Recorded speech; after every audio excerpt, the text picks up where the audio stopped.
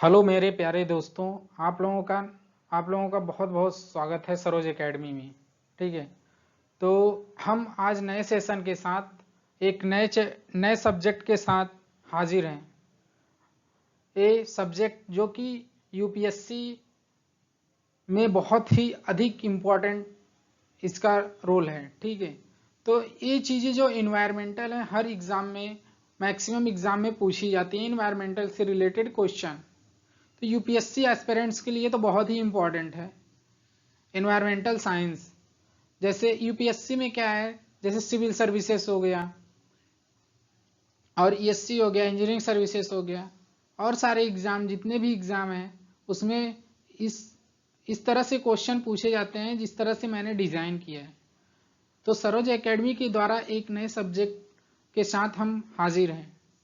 तो यहाँ पे क्या है कि देखिए, यहाँ पे कुछ चीज़ें आप लोगों को दिखाई गई हैं कि जैसे यहाँ पे देखिए, यहाँ पे इन्वायरमेंटल साइंस न्यूज़। न्यूज़ का मतलब कि उसमें कुछ डिटेल सोल्यूशन होंगे। समझ में आया? और इन्वायरमेंटल से related question answer with full solution, question answer है विथ फुल सोल्यूशन के साथ।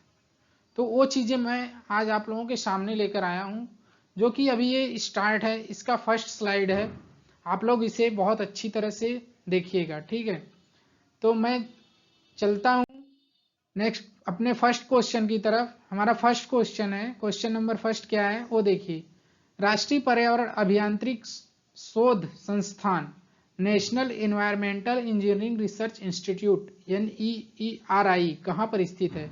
मतलब पूछा गया है कि राष्ट्रीय पर्यावरण अभियांत्रिकी शोध संस्थान कहाँ पे स्थित है, मतलब कौन से स्थान पे स्थित है, ये चीजें पूछी गई हैं। तो इसके ऑप्शन क्या है? Option A Nagpur, option B Kanpur, option C Delhi, option D Mumbai. तो कौन से सिटी में ये है वो चीजें पूछी गई हैं। तो डिटेल सोल्यूशन जो कि आप लोगों को दिख रहा है, डिटेल सोल्यूशन में क्या है, डिटेल सोल्यूशन में देखिए, राष्ट्रीय पर्यावरण अभियांत्रिकी अनुसंधान संस्थान national environmental engineering research institute कहाँ पे है? नागपुर में स्थित है। तो इसके आंसर तो हम लोगों को मिल गए हैं। आंसर क्या है मैं हाईलाइट कर दे रहा हूँ, नागपुर। कहाँ पे स्थित है? नागपुर में। ठीक है, तो ये चीज़ें इंपॉर्टेंट है। इसके तो आंसर मिल गए, और इसमें बहुत सारी इंपॉर्टेंट चीज़ें हैं जो आप लोगों को मैं बता रहा हूँ। जैसे यह पर्यावरण विज्ञान एवं इंजीनियरिंग से संबंधित अनुसंधान एवं व्यवहारिक सुझाव देता है। ठीक है, तो यहाँ CSIR का एक उपक्रम है। यह क्या है? CSIR का एक उपक्रम है। ठीक है, ये चीज़ें भी इंपॉर्टेंट है। इस संस्थान की स्थापना कब हुई थी? 1958 ईस्वी में। तो ये भी चीजें देखिए इंपॉर्टेंट है। इसकी स्थापना कब हुई थी? 1958 ईस्वी में। ठीक है, ये चीजें इंपॉर्टेंट है। और इसमें बहुत सारी इंपॉर्टेंट है, जैसे वर्तमान में CSIR NEERI नागपुर में मुख्यालय और मुंबई, कोलकाता, दिल्ली, चेन्नई और हैदराबाद में स्थित 5 जोनल प्रयोगशालाओं के साथ काम कर रहा है। मतलब ये सब प्रयोगशालाएं हैं, लेकिन इसका मुख्यालय कहाँ है? नागपुर में। ठीक है, तो इसके आंसर क्या बनेंगे? आंसर है option A. Option A is the right answer. ठीक है, तो ये है आंसर आपका। कौन सा आंसर है? Option A, Nagpur. तो ये चीजें इंपॉर्टेंट हैं जो मैं आप लोगों को बता दिया हूँ। ठीक है, तो हम चलते हैं अपने नेक्स्ट क्वेश्चन की तरफ। Next question, question number second है, पृथ्वी शिखर सम्मेलन अर्थ समिति का आयोजन कहाँ किया गया था? पृथ्वी शिखर सम्मेलन जो है उसका आयोजन कहाँ पे किया गया था, वो चीजें पूछी गई हैं। तो option A Bharat, option B रूस, ऑप्शन सी चीन, ऑप्शन डी ब्राजील। तो ये 4 देश हैं। तो पृथ्वी शिखर सम्मेलन का आयोजन कहाँ पे हुआ था वो चीजें पूछी गई हैं। तो इसके डिटेल सोल्यूशन में देखिए, डिटेल सोल्यूशन में क्या है? डिटेल सोल्यूशन में पृथ्वी शिखर सम्मेलन का आयोजन ब्राजील में किया गया था। कहाँ पे हुआ है? ब्राजील में। तो इसका आंसर क्या है? ब्राजील। ठीक है, ये इंपॉर्टेंट हो गए। ये चीजें इंपॉर्टेंट रखती हैं। ये चीजें देखो मैं कहाँ से निकाल रहा हूँ, वो चीजें ध्यान रखना है। कहाँ से निकल रही है? डिटेल सोल्यूशन से इसके आंसर निकल रहे हैं। तो डिटेल सोल्यूशन इसीलिए इंपॉर्टेंट है सभी के लिए, जितने भी एस्पिरेंट्स हैं। ठीक है, तो और चीजें मैं इसको बता दे रहा हूँ। यह शहर दक्षिण अमेरिका का तीसरा सबसे अधिक जनसंख्या वाला शहर है। कौन सा है? ब्राजील जो है दक्षिण अमेरिका का सबसे अधिक जनसंख्या वाला तीसरा देश शहर है। ठीक है, तीसरा शहर जो है दक्षिण अमेरिका का कौन है? ब्राजील, सबसे अधिक जनसंख्या वाला। तो ये चीजें इंपॉर्टेंट है और सारी इंपॉर्टेंट इसमें चीजें हैं।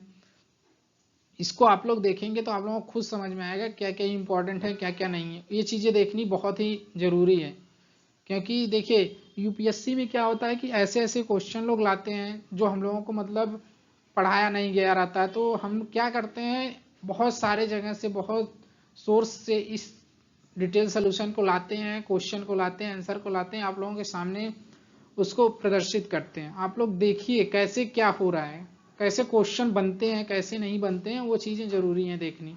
ठीक है, तो वही चीज़ें मैं आप लोगों को बताता हूँ। तो इसका ऑप्शन क्या बनेगा? ऑप्शन है option D. Option D is the right answer. क्या है? ब्राजील। ब्राजील इसका राइट आंसर है। तो हम चलते हैं question number third. Question number third आपकी स्क्रीन पे ही रहा। नोबेल गैसों में से वह कौन सी गैस है जो वायुमंडल में नहीं पाई जाती? नोबेल गैसों में से वह कौन सी गैस है जो वायुमंडल में नहीं पाई जाती? तो वो चीजें पूछी गई हैं। तो ऑप्शन क्या है? Option A nitrogen, option B helium, option C neon, option D radon. ठीक है, तो कौन सी गैस नोबेल गैस है जो वायुमंडल में नहीं पाई जाती, वो चीजें पूछी गई हैं। तो डिटेल सोल्यूशन आप लोगों को डिटेल सोल्यूशन में बताते हैं इसका आंसर कहाँ पे है। तो देखिए, आर्गन सहित गैसों की एक श्रृंखला का यह समूह हीलियम, नियान, क्रिप्टॉन, जेनॉन और रेडॉन है। ठीक है, इनमें आर्गन सहित गैसों की एक श्रृंखला है। यह समूह helium, neon, krypton, xenon, radon. Radon सभी में से एकमात्र रेडियोधर्मी है और यह वायुमंडल में भी मौजूद नहीं है। देखिए आंसर मिल गया। क्या है? रेडॉन। रेडॉन रेडॉन जो है यह वायुमंडल में उपस्थित नहीं होती है। ठीक है, तो नोबेल गैसों में से वह कौन सी गैस है? यह नोबेल गैसों में आती है। नोबेल गैसों में कौन कौन सी आती हैं? Helium, neon, krypton, xenon, radon और आर्गन। तो ये चीजें आती हैं इसमें, लेकिन पूछा क्या गया वो चीजें हमको मेन मोटिव वही चीजें हैं। तो उसमें पूछा गया वो कौन सी गैस है जो वायुमंडल में नहीं पाई जाती। नहीं पाई जाती मतलब वो उपस्थित नहीं होती हमारे वायुमंडल में। तो यहाँ पे क्या है इसका option? Option D. Option D क्या है? Radon. Option D is the right answer. तो रेडॉन जो है वो हमारे वायुमंडल में नहीं पाई जाती। यह क्या है? यह मतलब आर्गन सहित यह एक रेडियोधर्मी, एकमात्र रेडियोधर्मी और वायुमंडल में इसकी उपस्थिति नहीं होती है। तो ये चीजें इंपॉर्टेंट है। यह नोबेल गैसों में होती है। ठीक है, नोबेल गैसों में मैंने बता दिया कौन कौन सी गैसें हैं। कौन कौन सी है?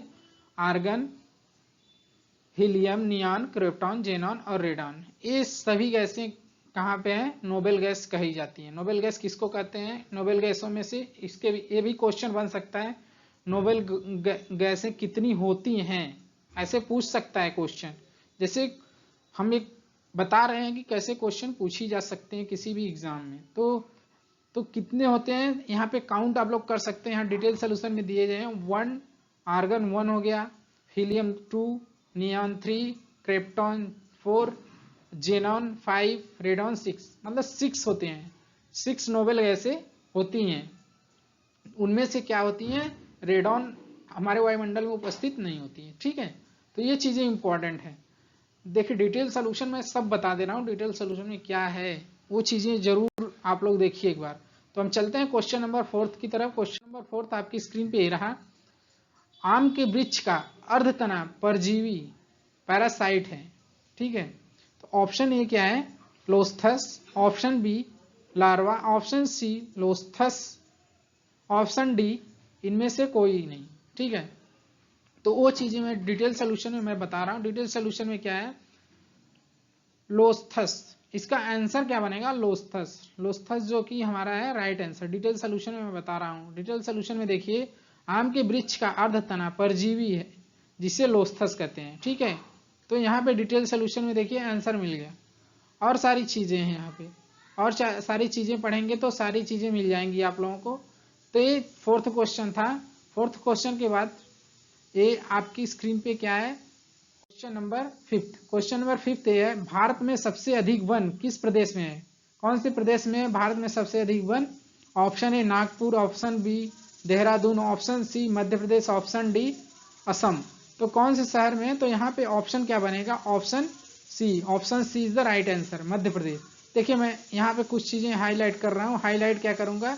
मध्य प्रदेश में सबसे अधिक वन है। ठीक है, तो ये चीजें रही आज का लास्ट क्वेश्चन नंबर इतना ही था। तो हम नेक्स्ट डे मिलेंगे इन्वायरमेंटल नए सेशन के साथ। आप लोग हमारे चैनल को लाइक, सब्सक्राइब और शेयर करते रहिएगा ऐसे इन्वायरमेंटल न्यूज़ और करंट अफेयर्स डेली पाने के लिए। ठीक है, और अच्छे से अच्छा डेली हम अच्छे से अच्छा इन्वायरमेंटल के क्वेश्चन आंसर लेकर आएंगे। ठीक है।